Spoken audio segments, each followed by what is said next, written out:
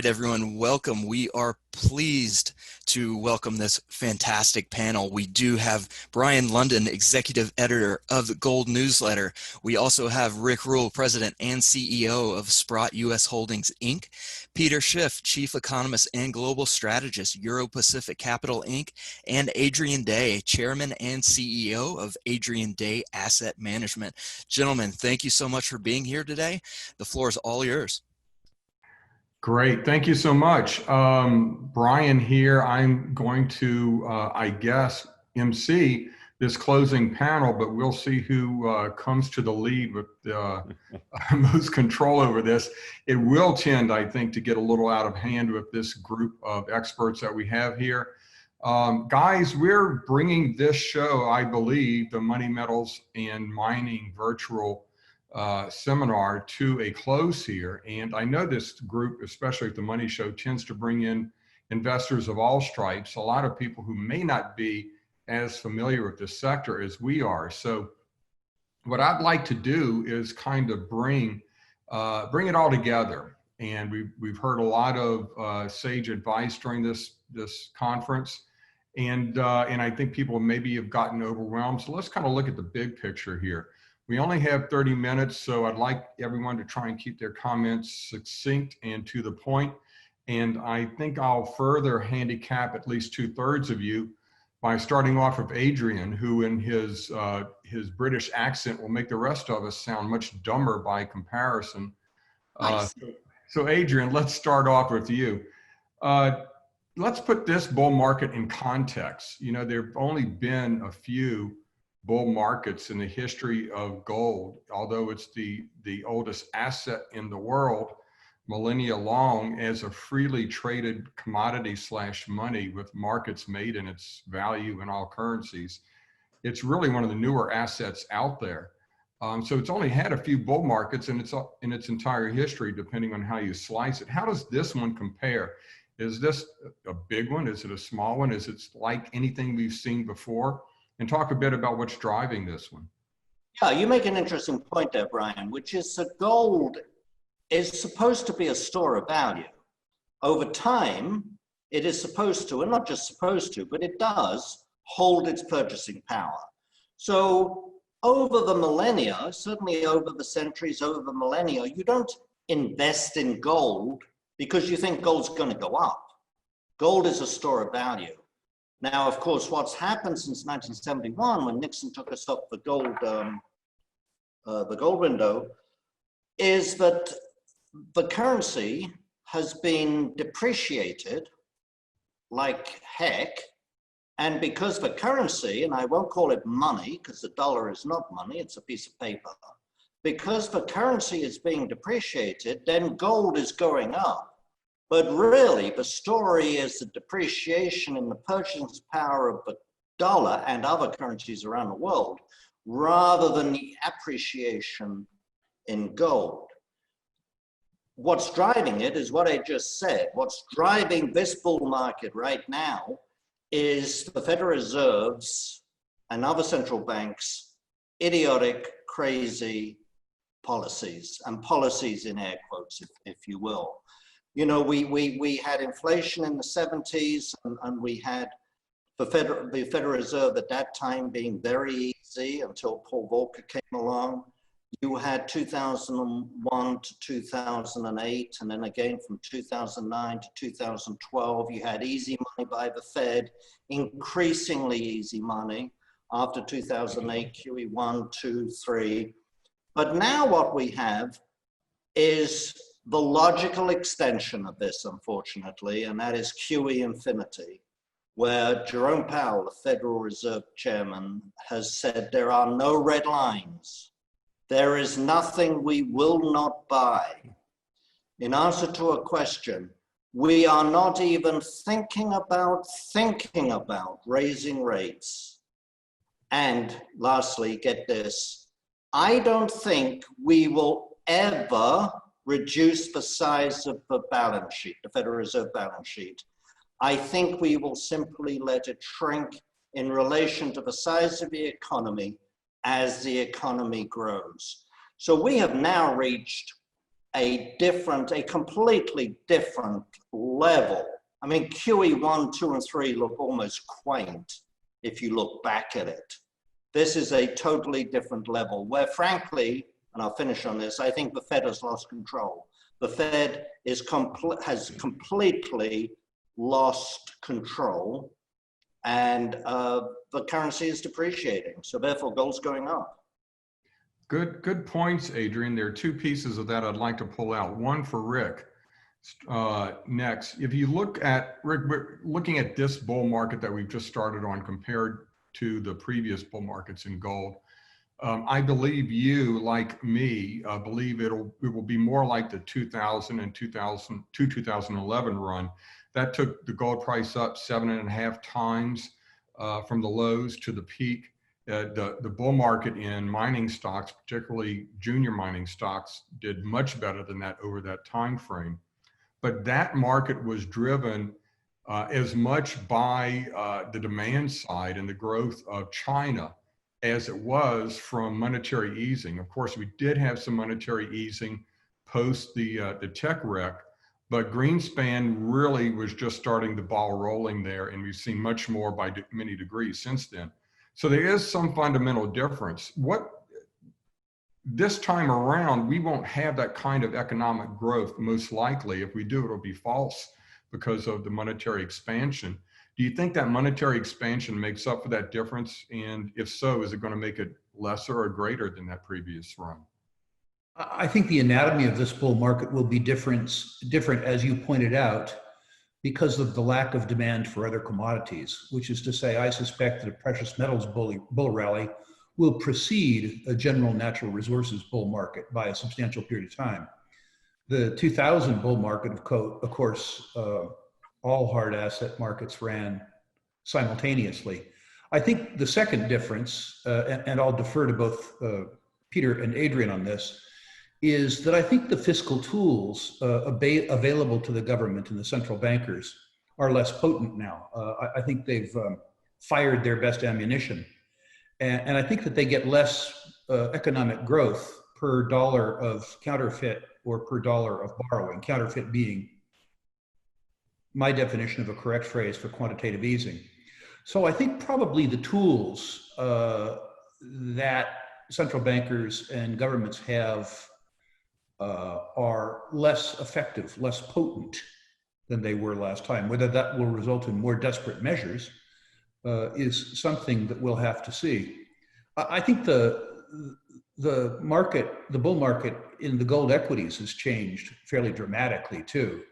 It used to be that gold equities bull markets went from the best of the best, the largest and most liquid companies, all the way down the value chain to the penny dreadfuls. This time, the penny dreadfuls began to rise fairly dramatically within 3 months of the start of the bull market. Now, whether that's due to social media, whether it's due to a different narrative, but I suspect that the market we're in will resemble the 2000 market, but I also think it'll differ in substantial ways. The bifurcation between precious metals and other materials. And also, I think we'll see changes in the leadership in the equities part of the markets. Good points. Good points. Peter, if you go back to if you went back to 2007 and back then they actually asked you on CNBC still, but if you were on CNBC Fast Money back in 2007, and you said that, well, actually you may have said this, that a decade hence or 13 years hence, the Fed would have added $4 trillion to its balance sheet, would have pushed interest rates to zero. Half of the world's sovereign debt would be at negative nominal rates, not real rates, negative nominal rates.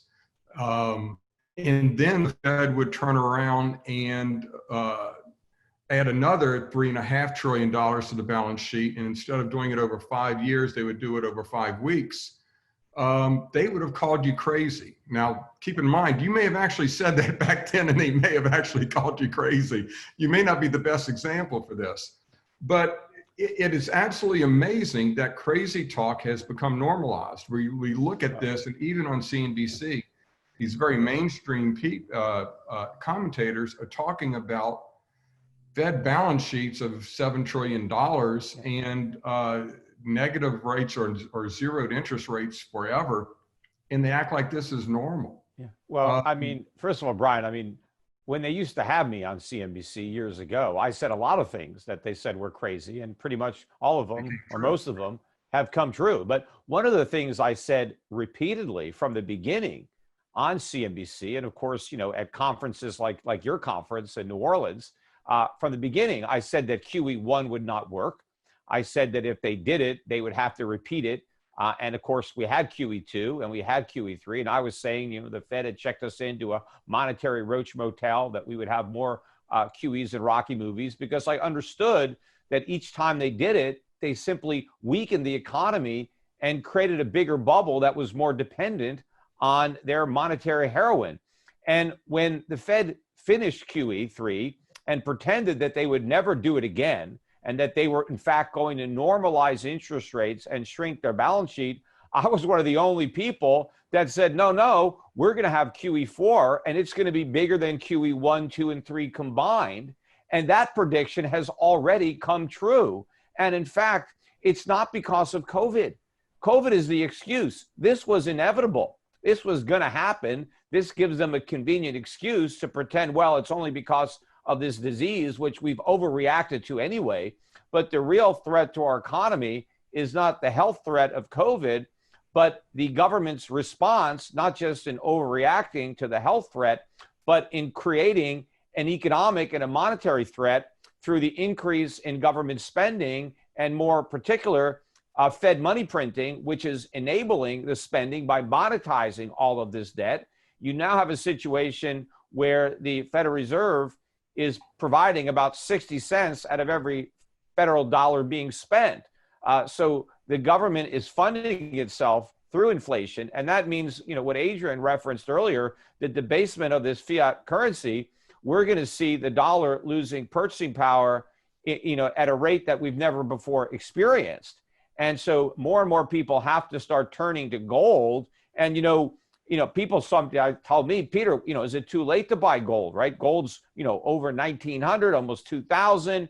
That's about double what it was at the end of 2015, beginning of 2016. And I have to remind people, you have to forget that it fell sharply to get to 1,050.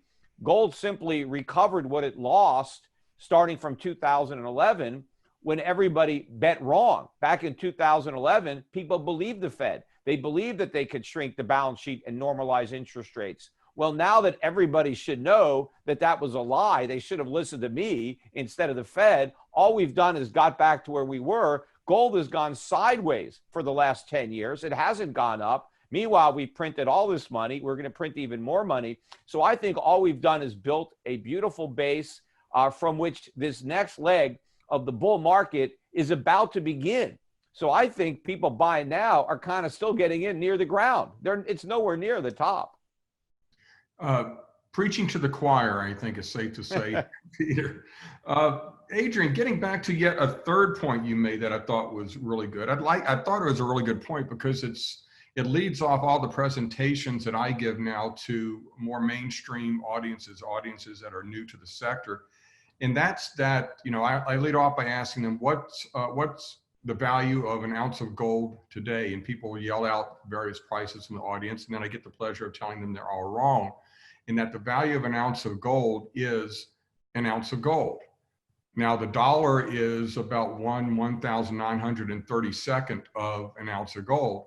But you brought up this point, great. Gold is the anchor. Gold is the center of the monetary universe.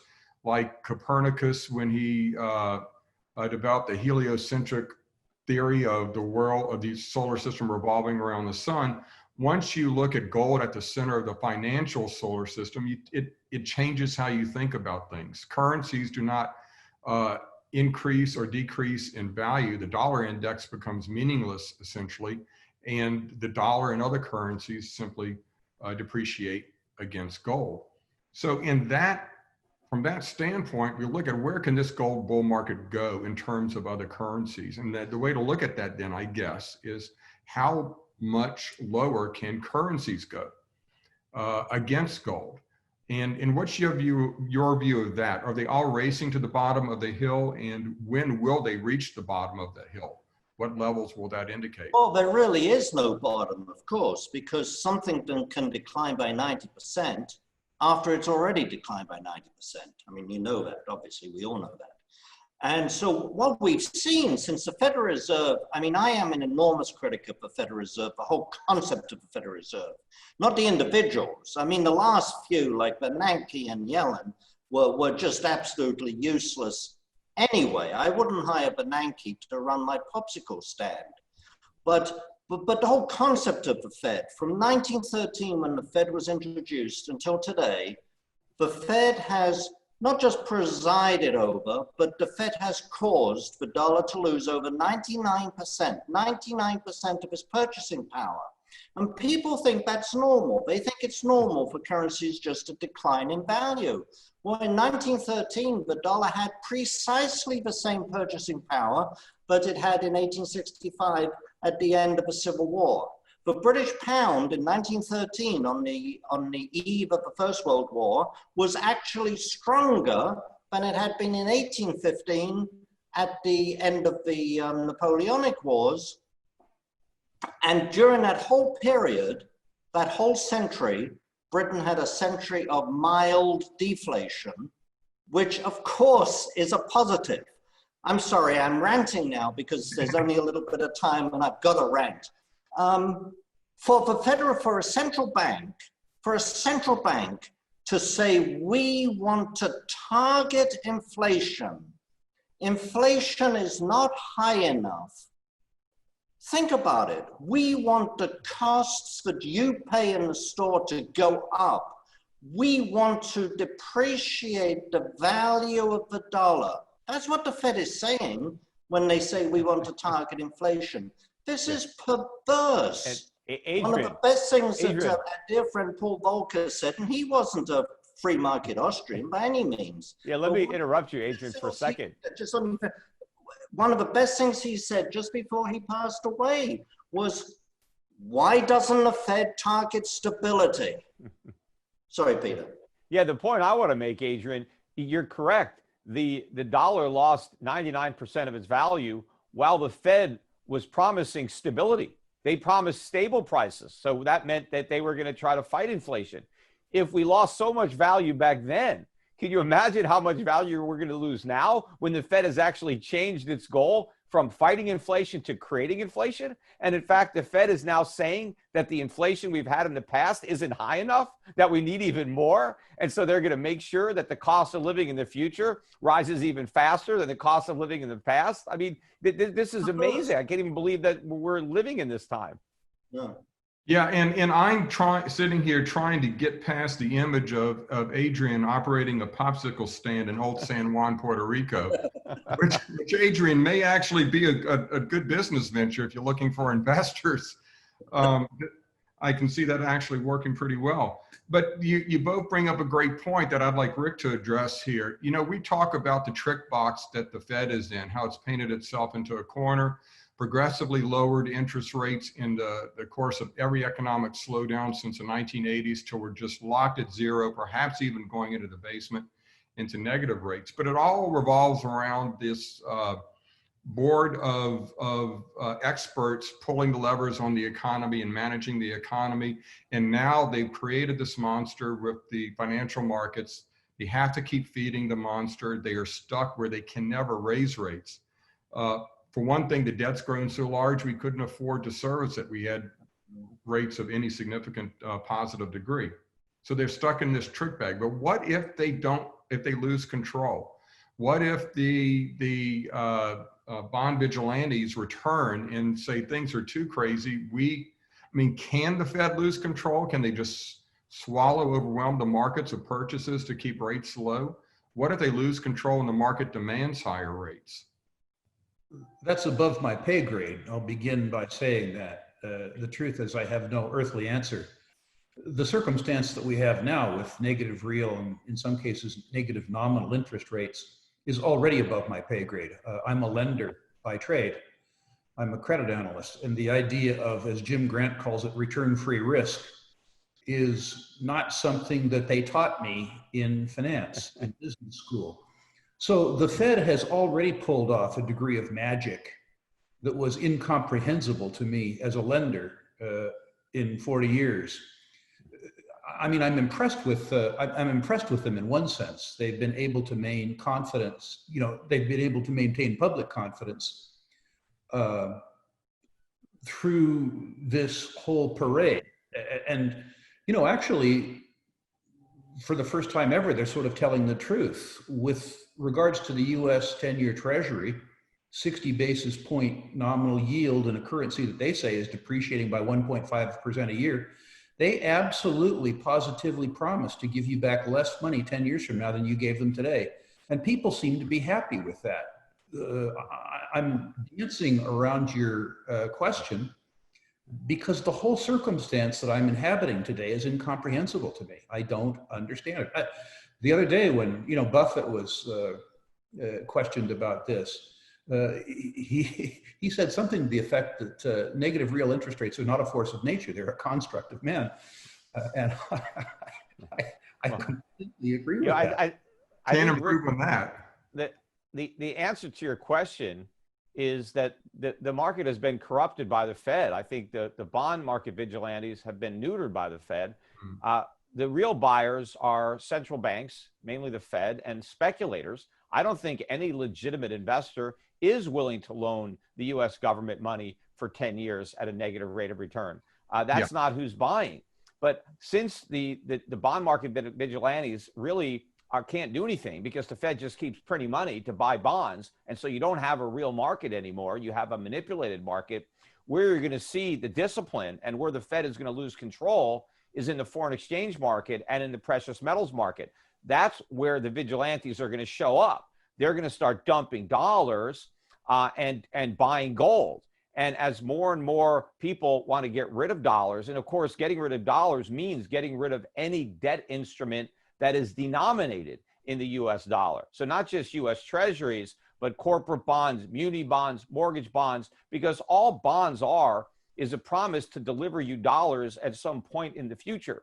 And if the dollar is losing value now, then the one thing that's worth less than having a dollar today is having a dollar in the future. So as everybody tries to sell bonds because they want to get rid of dollars and they buy gold, the Fed is the only buyer, right? They're not just a buyer of last resort. They are the buyer of only resort. And the only way they can buy is by printing more money. And so it accelerates the cycle of destroying the dollar and the exodus out of dollar-denominated debt. Adrian, I'm going to give you another chance for another rant, probably on the same subject, but drilling down a little bit to even what's happened today. We saw the stock market have a sell-off that it hasn't experienced for an awful long time, probably a couple of weeks or even more, and which is, you know, an eternity in today's markets. But then the Fed trotted out Charles Evans to assure the markets that the Fed was ready and eager and would probably soon renew its quantitative easing efforts, essentially whatever it took to keep markets elevated, partially because Congress was deadlocked and wasn't able to come through with more fiscal stimulus that was needed for the markets. So there's the Fed put again coming in to support the markets. I guess what I'm getting at here is how long can this game be played where the markets throw a hissy fit because they've been so dependent on this easy money? And what are the implications for the precious metals if we do have some kind of a major crash, the Fed becomes ineffective when we have these kinds of liquidity crises? Yeah, no, absolutely. What you're saying is absolutely true. But what's really astonishing when you think about it is we had what was it, 800 points today? Mm-hmm. You know, in percentage terms, not a heck of a lot. And it was a one-day decline. And the Fed feels they have to come out and reassure the market. I mean, at the end of 2018, they waited a few weeks before they came out and said, "Oh, don't worry, we're not going to raise rates anymore. You know, everything's fine." I mean, for the Fed, first of all, the Fed shouldn't be concerned with what the stock market's doing anyway. That's not its concern. I mean, the whole world is upside down, Brian. The Fed should not be concerned with what's happening to the stock market at all. But if it's going to be concerned with the market, at least let's get a normal correction before we all start coming out saying, you know, we've got a toolbox with lots of tools in our toolbox that we haven't used yet and all that kind of trite nonsense.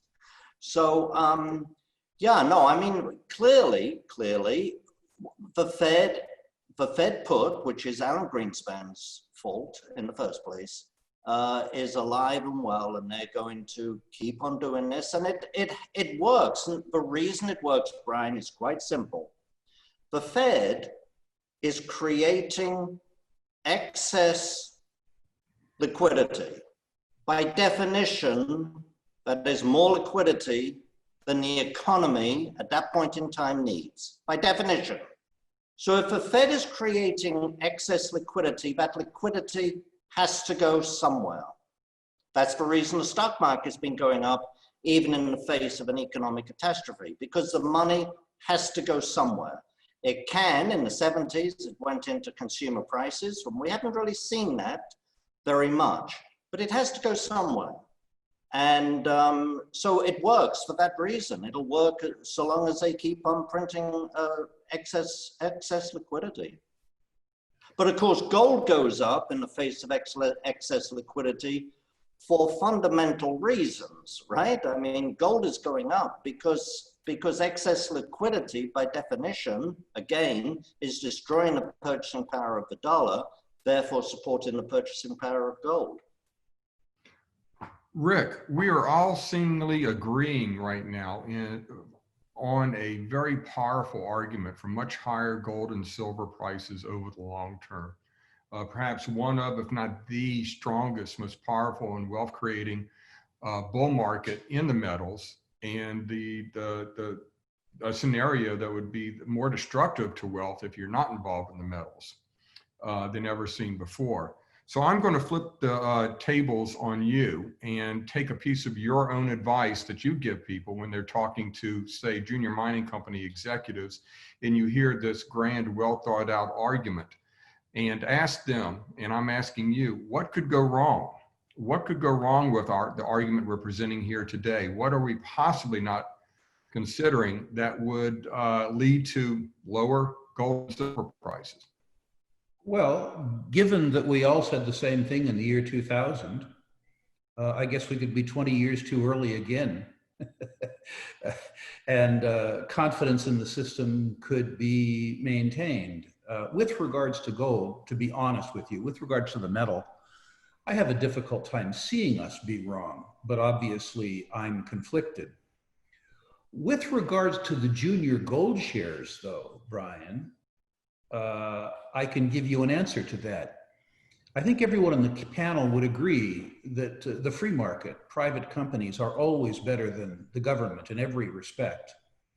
And in the last 6 weeks, the Canadian dealer network has printed more phony share certificates and more junior mining financings than the Fed has printed dollars. The amount of counterfeiting that's going on in equities markets rivals anything that the Fed could do. And the truth is that the dealer network, particularly the Canadian dealer network, has the ability to create phony share certificates fast enough to swamp any demand. That's another example of excess liquidity. Companies that enjoyed, if that's the right phrase, $5 million market caps 6 or 7 months ago, of course, credit the fact that the gold price went up for the increase in their fortunes. The problem with that credit is that these companies have no gold. They're looking for gold. Well, And if the price of something that you have none of rises, it shouldn't make any fundamental difference. yeah. But the truth is, we've seen circumstances where companies that had 5 million market caps now are raising $45 million with $75 million pre-money valuations. It's as though the Fed lent some of its expertise to the Toronto and Vancouver paper mills. And so if you want to know what could go wrong there, it's that many people speculate as stupidly as they vote. So excess. Yeah, that's my rant. We're going from rant to rant to rant. And Peter, I will not be so far. Yeah, that's what we do. We all must do what we do best. Speaking of which, Peter, I guess I'm too timid to ask you to say where could we be wrong, but I will hearken back to a conversation or discussion you and I have had a few times over the years.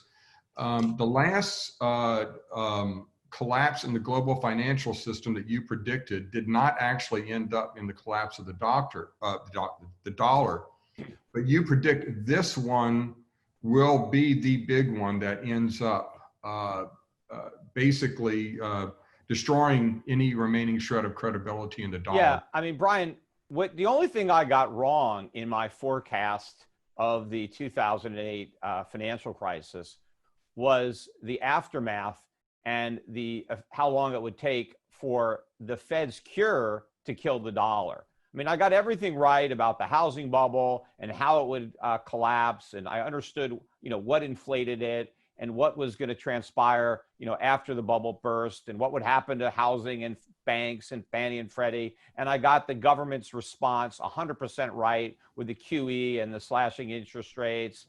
But at the time, I thought that the markets would be smart enough to realize where we were headed. And for a while, it looked like I was right when gold hit 1900 in 2011. It looked like my original assessment back in 2003, 4, 5, when I wrote my first book was correct. But then the Fed managed to convince the world that it could do the impossible, that it could, in fact, take us off that monetary heroin, that it could get us out of that Roach Motel, that it could normalize rates, it could shrink its balance sheet. The Fed was bluffing, they were completely wrong, but the markets bought it. And so we were able to kick the can down the road for a decade. See, I thought the Fed would try to reflate the bubbles in the stock market and the housing market, but that it would fail because the dollar would crack. Instead, they succeeded where I thought they would fail. They actually blew up an even bigger bubble than the one that popped in 08. And now they made the crisis so much worse. So now we're going to get the dollar crash that I predicted back then, only much worse because the problems are so much bigger now than they were then. And even though I underestimated our can kicking abilities back then, I think it's impossible now. This can is way too heavy. You kick it, you break your foot.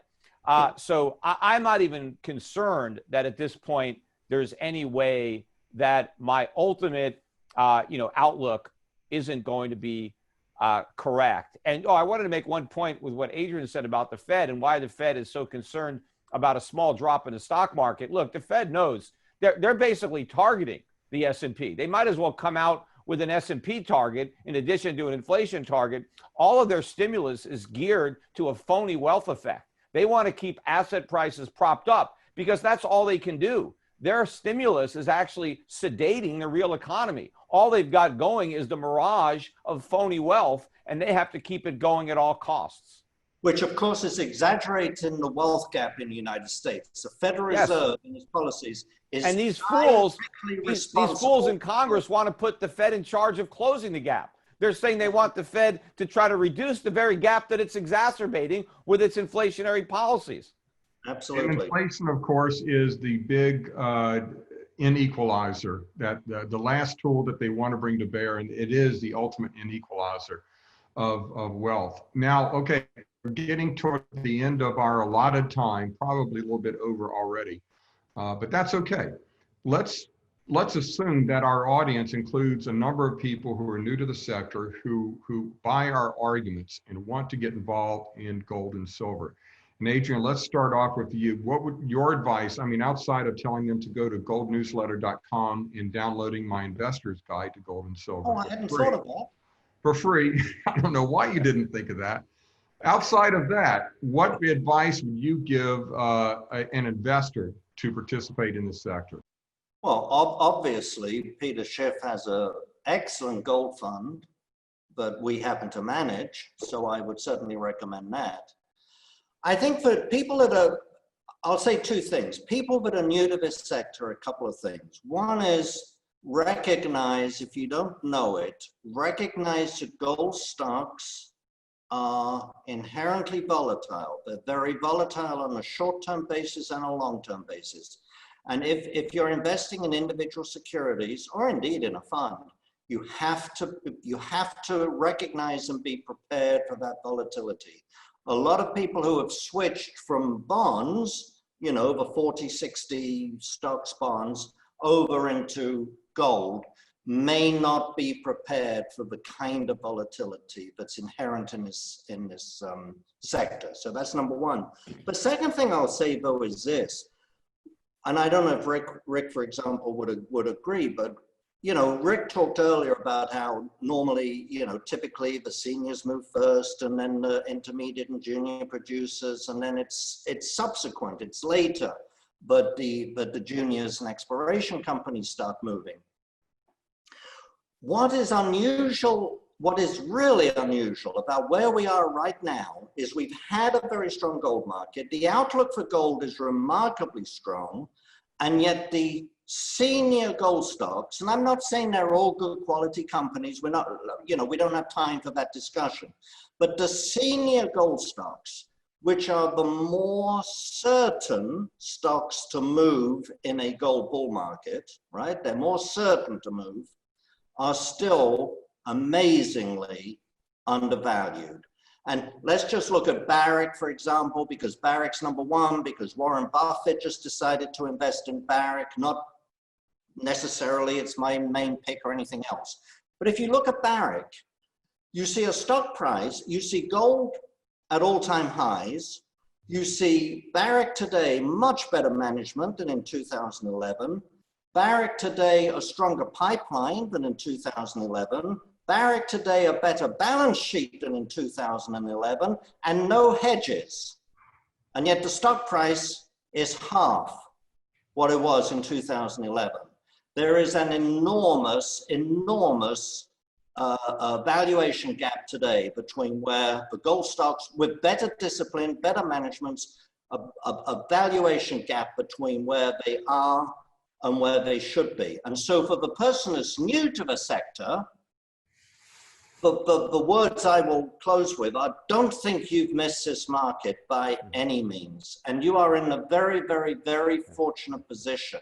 If for whatever reason that I cannot conceive of, you don't want to invest in Peter Schiff's mutual fund, you can still buy the best, you can buy individual mining companies, you can buy the biggest and the best, and still be buying undervalued gold mining.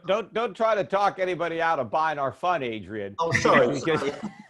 what Rick said was right too. You got to avoid the landmines when you're trying to buy the gold mines. That's why I was smart enough to hire Adrian to manage our fund, the Euro Pacific Gold Fund, which, you know, people can pretty much buy anywhere. But I wanted to make a point about this valuation gap, because to me, what this says is that investors don't believe the bull market.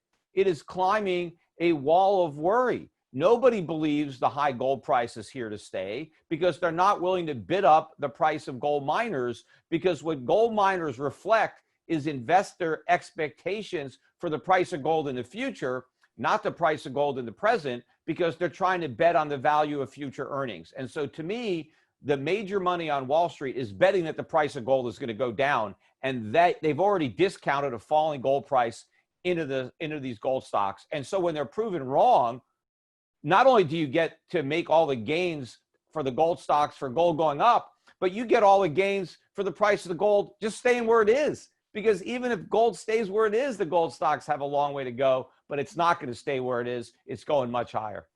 I agree with what you say, Peter. I think the gold producers, the seniors, simply have not been able to keep up with gold's last rally and are relatively undervalued right now. So Rick, I will leave it up to you to close this out here. This is your opportunity to give some good, valuable, practical advice to our viewers, and also a shameless plug in for yourself. So take it away. I would say that in addition to the fine Schiff fund managed by Adrian Day, Sprott has a range of precious metals related products, including a couple of equities funds. Now that I've had the opportunity to get that plug in, I'll answer the question. One thing that I think that we didn't talk about today that's become very apparent to me is that as much as we care about gold, as an asset class, it's an asset class that, despite the fact that it only has 4 letters, Wall Street can't spell. I very frequently talk to financial advisors in the course of marketing Sprott's financial products, and generalist audiences as often as they'll have me. And I'll lay out the whole sort of gold thing in detail. And a financial advisor, good salesperson, well versed in Wall Street, will say, "That's a really interesting idea. I never thought of it." About a year and a half ago, I read a study, and I believe it was from JP Morgan Chase, that said that precious metals and precious metals related assets constitutes between 1/3 and 1/2 of 1% of savings and investment assets in the United States.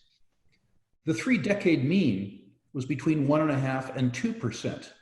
So if the circumstances that we've talked about today with regards to the depredation of the purchasing power of the US dollar cause some people to come into gold, they're coming into gold from what was already, as Peter described, a very oversold position. Gold doesn't have to prevail against the US dollar. It just has to lose less badly.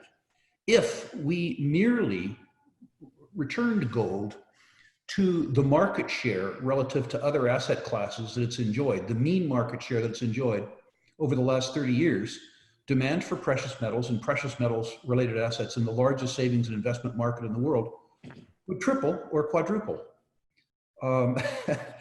I don't think that's asking too much personally. Great way to end it, Rick. I think that's another important point. And I think this wraps up the conference very well. We've looked in this panel at some of the big picture macro issues that are pointing toward the biggest bull market, perhaps, that we've ever seen. And I think the lesson here is to be informed about this sector, be prudent in your investments, watch the cycles, but be involved. It's necessary not just for wealth creation, but wealth preservation in the days ahead. Gentlemen, thank you so much. A better panel I could not have imagined. A lot of fun here. Thank you so much. Yeah, thanks for hosting this. And I'll give you a plug too, Brien. We'll see you at your virtual New Orleans conference that is coming up right in November. October 14th to 17th. Okay, sooner the better. Peter. I owe you one there. Thank you. Thank you for that. And all of you gentlemen will be there as well. So I really appreciate it. Thanks all. Thank you. Thank you, everyone. Gentlemen, fantastic presentation tonight. Be well. Thank you. Thank you.